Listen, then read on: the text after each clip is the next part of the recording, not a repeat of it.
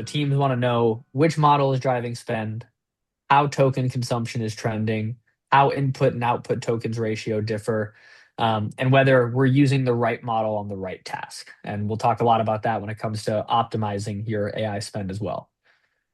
The second category is service level metrics.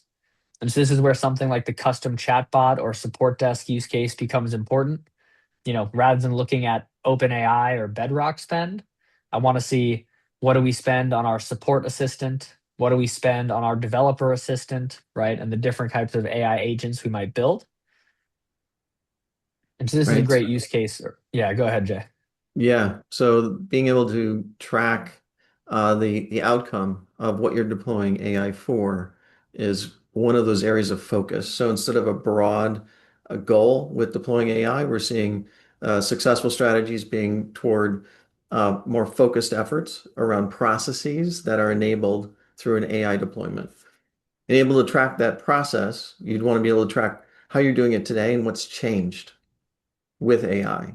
Here's an example around tracking a support desk and applying AI for tier one type of capabilities of handling support desk calls for tier one type calls versus tier two and tier three. And so we're tracking here the number of calls from the call center, but then also understanding where AI is deployed and how and the impact it has.